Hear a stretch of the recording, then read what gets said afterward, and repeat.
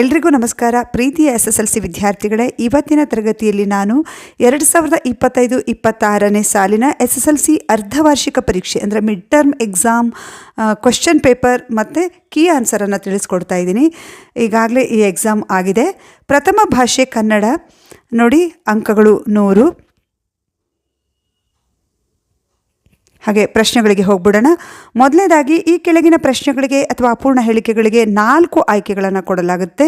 ಅವುಗಳಲ್ಲಿ ಹೆಚ್ಚು ಸೂಕ್ತವಾದ ಉತ್ತರವನ್ನು ಆರಿಸಿ ಕ್ರಮಾಕ್ಷರದೊಂದಿಗೆ ಬರೀಬೇಕು. ಅಂದರೆ 4 ಆಪ್ಷನ್ ನೀಡಲಾಗುತ್ತೆ, ಯಾವುದು ಕರೆಕ್ಟು ಅಂತ ಬರೀಬೇಕು. ಇಲ್ಲಿ 6 ಪ್ರಶ್ನೆ ಇರುತ್ತೆ. ಪ್ರಶ್ನೆಯೊಂದಕ್ಕೆ 1 ಅಂಕ. ಕನ್ನಡ ವರ್ಣಮಾಲೆಯಲ್ಲಿನ ತ ವರ್ಗದ ಅನುನಾಸಿಕಾಕ್ಷರವಿದು. ಆಪ್ಷನ್ಸ್ ङ, ಣ, ನ, ಮ. ತ ವರ್ಗದಲ್ಲಿ ನ ಅಕ್ಷರ ಬರುತ್ತೆ, ಹಾಗಾಗಿ ಆಪ್ಷನ್ ಸಿ ಕರೆಕ್ಟ್ ಆನ್ಸರ್. ಪ್ರಶ್ನೆ 2. ಒಮ್ಮೊಮ್ಮೆ ಪದವು ಈ ಸಂಧಿಗೆ ಸೇರಿದೆ. ಆಪ್ಷನ್ಸ್ ಗುಣಸಂಧಿ, ಆದೇಶ ಸಂಧಿ, ಆಗಮ ಸಂಧಿ, ಲೋಪಸಂಧಿ. ಒಮ್ಮೆ ಪ್ಲಸ್ ಒಮ್ಮೆ, ಒಮ್ಮೊಮ್ಮೆ, ಇದು ಲೋಪಸಂಧಿ ಆಗುತ್ತೆ. ಹಾಗೆ ಆಪ್ಷನ್ ಡಿ ಕರೆಕ್ಟ್ ಆನ್ಸರ್. ಪ್ರಶ್ನೆ 3. ಒಂದು ಅಥವಾ ಅನೇಕ ವಾಕ್ಯಗಳು ಒಂದು ಪ್ರಧಾನ ವಾಕ್ಯಕ್ಕೆ ಅಧೀನವಾಗಿದ್ದರೆ. ಆಪ್ಷನ್ ಸಾಮಾನ್ಯ ವಾಕ್ಯ, ಸಂಯೋಜಿತ ವಾಕ್ಯ, ಮಿಶ್ರ ವಾಕ್ಯ, ಸಂಯುಕ್ತ ವಾಕ್ಯ. ಆಪ್ಷನ್ ಸಿ ಕರೆಕ್ಟ್ ಆನ್ಸರ್, ಮಿಶ್ರ ವಾಕ್ಯ. ಮುಂದಿನ ಪ್ರಶ್ನೆ. ಭೂತಕಾಲ ಸೂಚಕ ಪ್ರತ್ಯಯ. ಆಪ್ಷನ್ಸ್ ದ, ವ, ಉತ್ತ, ಉವ. ಆಪ್ಷನ್ ಎ ದ ಕರೆಕ್ಟ್ ಆನ್ಸರ್. ಹಾಗೆ ಮುಂದಿನ ಪ್ರಶ್ನೆ. ಪಂಚಮಿ ವಿಭಕ್ತಿಯ ಕಾರಕಾರ್ಥ. ಆಪ್ಷನ್ಸ್ ಅಪಾದಾನ, ಸಂಪ್ರದಾನ, ಅಧಿಕರಣ, ಕರ್ಣಾರ್ಥ. ಆಪ್ಷನ್ ಎ ಅಪಾದಾನ. ಪ್ರಶ್ನೆ 6. ರಾಜೀವ ಸಕ ಪದ ಈ ಸಮಾಸಕ್ಕೆ ಉದಾಹರಣೆಯಾಗಿದೆ. ಆಪ್ಷನ್ಸ್ ತತ್ಪುರುಷ, ದ್ವಂದ್ವ, ದ್ವಿಗು, ಬಹುರ್ವಿಹಿ. ಇದು ಬಹುರ್ವಿಹಿ ಸಮಾಸಕ್ಕೆ ಉದಾಹರಣೆಯಾಗಿದೆ. Option D correct answer.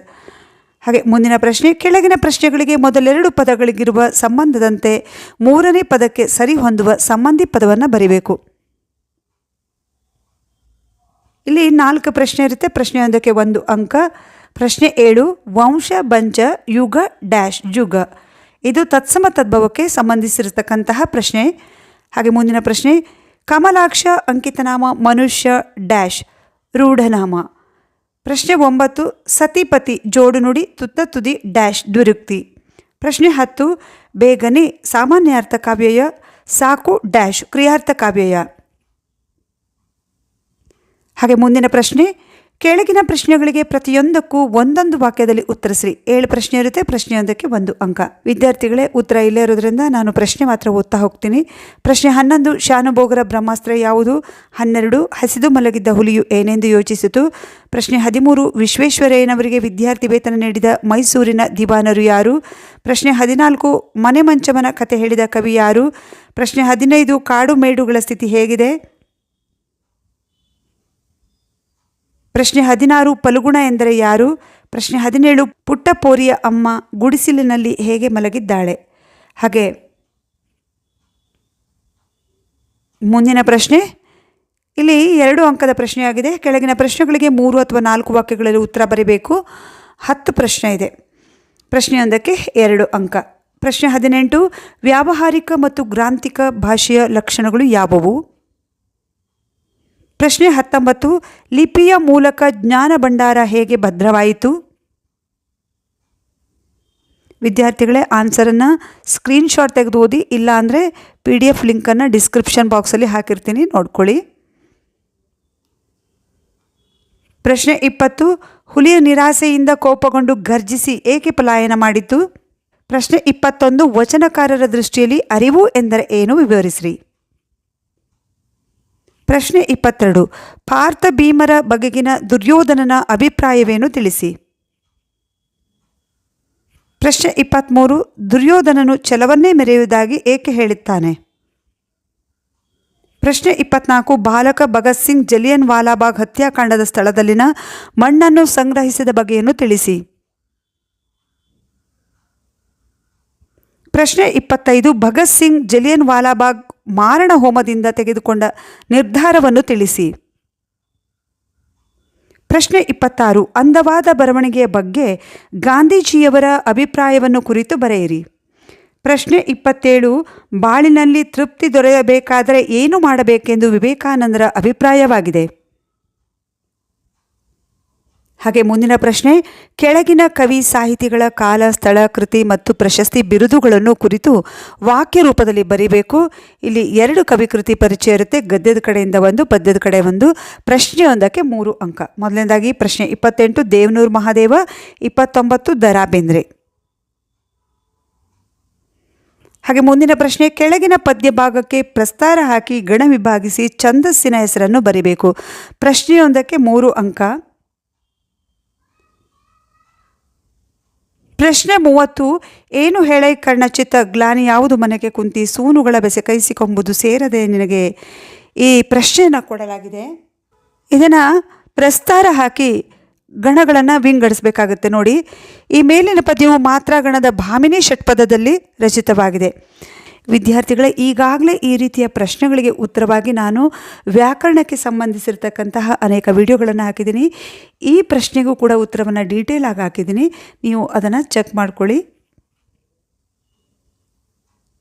ಮುಂದಿನ ಪ್ರಶ್ನೆ, ಕೆಳಗಿನ ವಾಕ್ಯದಲ್ಲಿರುವ ಅಲಂಕಾರವನ್ನು ಹೆಸರಿಸಿ ಲಕ್ಷಣ ಬರೆದು ಸಮನ್ವಯಗೊಳಿಸಬೇಕು. ಇದು ಕೂಡ 3 ಅಂಕದ ಪ್ರಶ್ನೆಯಾಗಿದೆ. ಪ್ರಶ್ನೆ 31 ಪೂರ್ವ ದಿಕ್ಕಿನಲ್ಲಿ ಹುಟ್ಟಿದ ಸೂರ್ಯನು ಮುತ್ತೈದೆಯ ಹಣೆಯ ಕುಂಕುಮದಂತೆ ಶೋಭಿಸಿದನು. ಅಂತೆ ಅಂತ ಬಂದಾಗ ಉಪಮಾಲಂಕಾರ ಅಂತ ಗುರುತಿಸ್ಕೊಳ್ಬೇಕು. ಉಪಮಾಲಂಕಾರದ ಬಗ್ಗೆ ಸಂಪೂರ್ಣ ಮಾಹಿತಿಯನ್ನು ನನ್ನ ವಿಡಿಯೋಗಳಲ್ಲಿ ತಿಳಿಸಿರ್ತೀನಿ. ದಯಮಾಡಿ ನನ್ನ ಹಳೆಯ ವಿಡಿಯೋಗಳನ್ನು ಚೆಕ್ ಮಾಡ್ಕೊಳ್ಳಿ. ಹಾಗೆ ಮುಂದಿನ ಪ್ರಶ್ನೆ, ಕೆಳಗಿನ ಗಾದೆಗಳಲ್ಲಿ ಯಾವುದಾದ್ರೂ ಒಂದನ್ನು ಗಾದೆಯ ಮಹತ್ವದೊಂದಿಗೆ ವಿವರಿಸಿ ಬರೆಯಿರಿ. ಪ್ರಶ್ನೆಯೊಂದಕ್ಕೆ 3 ಅಂಕ. ಪ್ರಶ್ನೆ 32 ಕೂಡಿ ಬಾಳಿದರೆ ಸ್ವರ್ಗ ಸುಖ. SSLC ವಿದ್ಯಾರ್ಥಿಗಳಿಗೆ ಯಾವ್ಯಾವ ಗಾದೆ ಮಾತುಗಳು ಇರ್ತವೋ ಅವೆಲ್ಲವುಗಳ ಸಂಪೂರ್ಣ ಮಾಹಿತಿ ನನ್ನ ಆ ಪ್ಲೇಲಿಸ್ಟಲ್ಲಿದೆ. ಪ್ಲೇಲಿಸ್ಟ್ ಲಿಂಕನ್ನು ನಾನು ಡಿಸ್ಕ್ರಿಪ್ಷನ್ ಬಾಕ್ಸಲ್ಲಿ ಹಾಕಿರ್ತೀನಿ. ಸಮಾಸ ಮತ್ತು ಅಲಂಕಾರ, ಹಾಗೆ ಕನ್ನಡ ವ್ಯಾಕರಣಕ್ಕೆ ಸಂಬಂಧಿಸಿರ್ತಕ್ಕಂಥದ್ದು, ಹಾಗೆಯೇ ಈ ಗಾದೆ ಮಾತು ಪ್ರಬಂಧ, ಪತ್ರಲೇಖನ, ಇವೆಲ್ಲವುಗಳ ಲಿಂಕನ್ನು ಡಿಸ್ಕ್ರಿಪ್ಷನ್ ಬಾಕ್ಸಲ್ಲಿ ಹಾಕಿರ್ತೀನಿ, ಚೆಕ್ ಮಾಡ್ಕೊಳ್ಳಿ.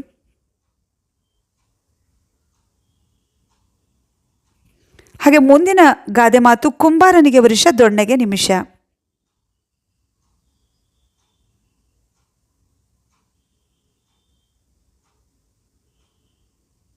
ಹಾಗೆ ಮುಂದಿನ ಪ್ರಶ್ನೆ, ಕೆಳಗಿನ ವಾಕ್ಯ ಅಥವಾ ಹೇಳಿಕೆಗಳಿಗೆ ಸಂದರ್ಭ ಮತ್ತು ಸ್ವಾರಸ್ಯಗಳನ್ನು ಬರೆಯಿರಿ.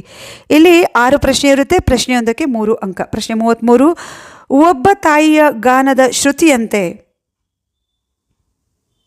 ಪ್ರಶ್ನೆ 34 ಕಂಡವಿದೆಕೋ ಮಾಂಸವಿದೆಕೋ ಗುಂಡಿಗೆಯ ಬಿಸಿ ರಕ್ತವಿದೆಕೋ.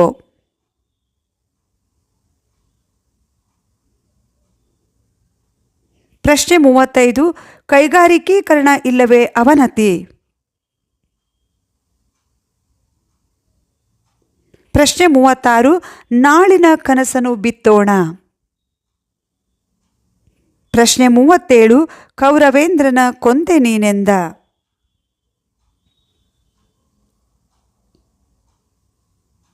ಸಮರದೊಳನಗಜ್ಜ ಪೇಳೆಮ್ಮಾವುದು ಕಜ್ಜಂ. ಮುಂದಿನ ಪ್ರಶ್ನೆ, ಈ ಕೆಳಗಿನ ಪದ್ಯಭಾಗವನ್ನು ಪೂರ್ಣಗೊಳಿಸಿರಿ.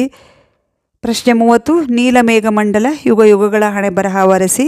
2 ಪ್ಯಾರಾಗ್ರಾಫನ್ನು ಕೊಡಲಾಗಿದೆ, ಅದರಲ್ಲಿ ಯಾವುದಾದ್ರೂ ಒಂದನ್ನು ಪೂರ್ಣಗೊಳಿಸಬೇಕು. ಹಾಗೆ ಇಲ್ಲಿ ನಿಮಗೆ ಪದ್ಯದ ಹೆಸರು ಮತ್ತು ಕವಿಯ ಹೆಸರನ್ನು ಬರೆದಿಲ್ಲ. ಈ ಪದ್ಯದ ಹೆಸರೇನು ಅನ್ನೋದನ್ನು ಮೇಲ್ಗಡೆ ಬರೆದು ಆಮೇಲೆ ಆ ಪ್ಯಾರಾಗ್ರಾಫನ್ನು ಬರಿಬೇಕು. ನಂತರ ಕೊನೆಯಲ್ಲಿ ಪದ್ಯ ಬರೆದಿರ್ತಕ್ಕಂಥ ಕವಿ ಯಾರು ಅನ್ನೋದನ್ನು ಬರಿಬೇಕಾಗತ್ತೆ. ಈ ಪದ್ಯವನ್ನು ಬರೆದಿರ್ತಕ್ಕಂಥವರು ದ.ರಾ ಬೇಂದ್ರೆಯವರು. ಮುಂದಿನ ಪ್ರಶ್ನೆ, ಕೆಳಗಿನ ಪದ್ಯಭಾಗವನ್ನು ಓದಿ ಅರ್ಥ ಮಾಡಿಕೊಂಡು ಅಡಕವಾಗಿರುವ ಮೌಲ್ಯವನ್ನು ಆಧರಿಸಿ ಸಾರಾಂಶವನ್ನು ಬರಿಬೇಕು. ಇದಕ್ಕೂ ಕೂಡ 4 ಅಂಕ. ಹಾಗೆ ಪ್ರಶ್ನೆ 40 ಬಿದ್ದದ್ದನ್ನು ಮೇಲೆ ಬಿಸಿ ನಿಲ್ಲಿಸಿ. ಈ ಪ್ಯಾರಾಗ್ರಾಫ್ ಸಂಪೂರ್ಣ ಸಾರಾಂಶವನ್ನು ಬರಿಬೇಕಾಗುತ್ತೆ. ಪದ್ಯದ ಸಾರಾಂಶವನ್ನು ಬರಿಬೇಕಾದ್ರೆ ನಿಮ್ಮ ಆಯ್ಕೆ ಮತ್ತು ಹೇಳಿಕೆಯನ್ನು ನೀವು ಬರಿಬೇಕಾಗುತ್ತೆ.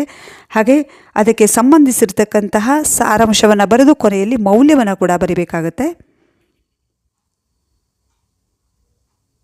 ಹಾಗೆ ಮುಂದಿನ ಪ್ರಶ್ನೆ, 8-10 ವಾಕ್ಯಗಳಲ್ಲಿ ಉತ್ತರಿಸಿರಿ. ಪ್ರಶ್ನೆಯೊಂದಕ್ಕೆ 4 ಅಂಕ. ಒಂದು ಪ್ರಶ್ನೆಯಲ್ಲಿ 2 ಉಪಪ್ರಶ್ನೆಗಳಿರ್ತವೆ. 41ರಲ್ಲಿ 2 ಹಾಗೆ 42ರಲ್ಲಿ 2. ನೀವು ಪ್ರಶ್ನೆ 41ರಲ್ಲಿ ಯಾವುದಾದ್ರೂ ಒಂದನ್ನು ಬರೀಬೇಕು, ಹಾಗೆ 42ರಲ್ಲೂ ಕೂಡ ಯಾವುದಾದ್ರೂ ಒಂದನ್ನು ಬರೀಬೇಕು. ಪ್ರಶ್ನೆ 41 ವಿಶ್ವೇಶ್ವರಯ್ಯ ಅವರು ಮೈಸೂರು ದಿವಾನರಾಗಿ ಸಲ್ಲಿಸಿದ ಸೇವೆಯನ್ನು ಕುರಿತು ಬರೆಯಿರಿ.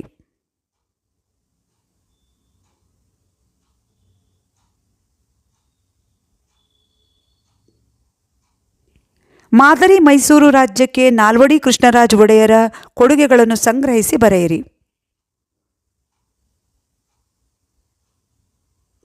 ವಿದ್ಯಾರ್ಥಿಗಳೇ, ಆನ್ಸರ್ ಲೆಂದಿ ಇದೆ, ದಯಮಾಡಿ ಸ್ಕ್ರೀನ್ಶಾಟ್ ತೆಗೆದು ಓದ್ಕೊಳ್ಳಿ. 4 ಅಂಕದ ಪ್ರಶ್ನೆಗೆ ವಿವರವಾಗಿ ಬರಿಬೇಕಾಗುತ್ತೆ.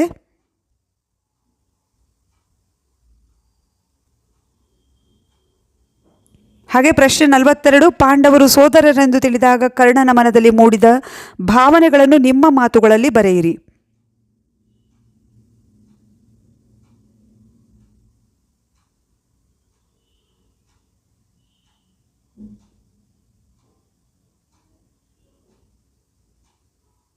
ಹಾಗೆ ಮುಂದಿನ ಪ್ರಶ್ನೆ, ಕೆಳಗಿನ ಗದ್ಯ ಭಾಗವನ್ನು ಮನಸ್ಸಿನಲ್ಲಿ ಓದಿಕೊಂಡು ಕೊಟ್ಟಿರುವ ಪ್ರಶ್ನೆಗಳಿಗೆ ಉತ್ತರವನ್ನು ಬರೀಬೇಕು.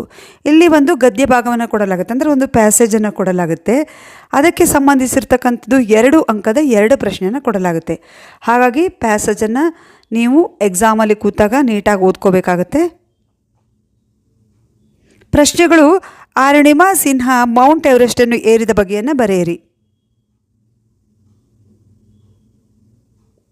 ಪ್ರಶ್ನೆ 2, ಅರುಣಿಮಾ ಸಿನ್ಹಾ ಕಾಲು ಕಳೆದುಕೊಂಡ ಘಟನೆಯನ್ನು ತಿಳಿಸಿ. ಹಾಗೆ ಮುಂದಿನ ಪ್ರಶ್ನೆ, ಕೆಳಗಿನ ಯಾವುದಾದ್ರೂ ಒಂದಕ್ಕೆ ಕೊಟ್ಟಿರುವ ಮಾಹಿತಿಯನ್ನು ಆಧರಿಸಿ ಪತ್ರವನ್ನು ಬರೀಬೇಕಾಗತ್ತೆ. ಪತ್ರ ಲೇಖನ 5 ಅಂಕದ ಪ್ರಶ್ನೆಯಾಗಿದೆ. ಪ್ರಶ್ನೆ 44, ನಿಮ್ಮನ್ನು ಹಾವೇರಿಯ ವಿದ್ಯಾನಗರ ಬಡಾವಣೆಯ ನಿವಾಸಿ ಸುಪ್ರೀತ್ ಎಂದು ಭಾವಿಸಿಕೊಂಡು ಬಿರುಗಾಳಿ ಸಹಿತ ಮಳೆಗೆ ರಸ್ತೆಯ ಮೇಲೆ ಬಿದ್ದಿರುವ ಮರಗಳನ್ನು ತೆರವುಗೊಳಿಸುವಂತೆ ಕೋರಿ ನಗರಸಭೆಯ ಅಧ್ಯಕ್ಷರಿಗೆ ಪತ್ರವನ್ನು ಬರೀಬೇಕು. ವಿದ್ಯಾರ್ಥಿಗಳೇ, ಪತ್ರ ಲೇಖನವನ್ನು ಸರಿಯಾಗಿ ನೋಡ್ಕೊಳ್ಳಿ.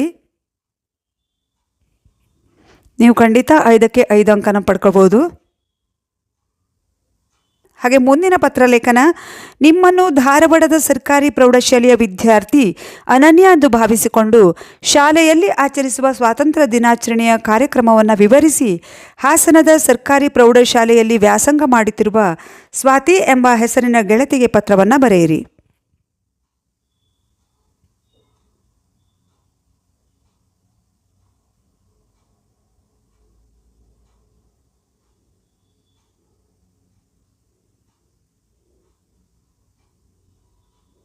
ಹಾಗೆ ಮುಂದಿನ ಪ್ರಶ್ನೆ, ಕೆಳಗಿನ ಯಾವುದಾದ್ರೂ ಒಂದು ವಿಷಯದಲ್ಲಿ 15 ವಾಕ್ಯಗಳಿಗೆ ಕಡಿಮೆ ಇಲ್ಲದಂತೆ ಪ್ರಬಂಧವನ್ನು ಬರೀಬೇಕು. ವಿದ್ಯಾರ್ಥಿಗಳೇ, ಈಗಾಗಲೇ ನಾನು ತಿಳಿಸಿದ್ದೆ ನನ್ನ ಚಾನಲ್ನಲ್ಲಿ ಪ್ರಬಂಧಕ್ಕೆ ಸಂಬಂಧಿಸಿರ್ತಕ್ಕಂಥ ವಿಡಿಯೋಗಳು ಲಭ್ಯ ಇದೆ ಅಂತ. ಪ್ರಬಂಧ 5 ಅಂಕದ ಪ್ರಶ್ನೆ ಇರುತ್ತೆ. ಪ್ರಬಂಧವನ್ನು ಹೇಗೆ ಬರೀಬೇಕು ಅನ್ನೋದನ್ನು ನೋಡ್ಕೊಳ್ಳಿ. ಪ್ರಶ್ನೆ 45, ಜ್ಞಾನಾಭಿವೃದ್ಧಿಯಲ್ಲಿ ಗ್ರಂಥಾಲಯಗಳ ಮಹತ್ವ.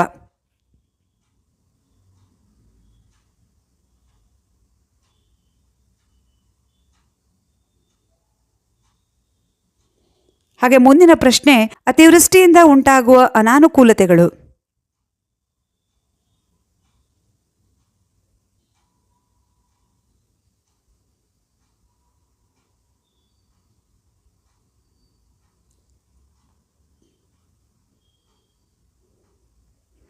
ವಿದ್ಯಾರ್ಥಿಗಳೇ, ಇಲ್ಲಿವರೆಗೆ 2025-26ನೇ ಸಾಲಿನ mid term exam question paper ಪ್ರಥಮ ಭಾಷೆ ಕನ್ನಡ ಹಾಗೂ ಕೀ ಆನ್ಸರನ್ನು ತಿಳಿದುಕೊಂಡ್ರಿ. ವಿಡಿಯೋ ಇಷ್ಟ ಆದರೆ ಪ್ಲೀಸ್ ಒಂದು ಲೈಕ್ ಮಾಡಿ, ಹಾಗೆ ನಿಮ್ಮ ಫ್ರೆಂಡ್ಸ್ಗಳಿಗೂ ಕೂಡ ಶೇರ್ ಮಾಡಿ. ಈ ಮಿಡ್ ಟರ್ಮ್ ಕ್ವೆಶ್ಚನ್ ಪೇಪರಲ್ಲಿ ಬರ್ತಕ್ಕಂತಹ ಕೆಲವು ಕ್ವೆಶ್ಚನ್ಗಳು ಫೈನಲ್ ಎಕ್ಸಾಮಲ್ಲಿ ರಿಪೀಟ್ ಆಗೋ ಚಾನ್ಸಸ್ ಇರುತ್ತೆ. ಹಾಗಾಗಿ ವಿಡಿಯೋವನ್ನು ಸರಿಯಾಗಿ ನೋಡ್ಕೊಳ್ಳಿ. ಹಾಗೆ ಮುಂದಿನ ತರಗತಿಯಲ್ಲಿ ಸಿಗ್ತಾ ಇದ್ದೀನಿ. Thank you.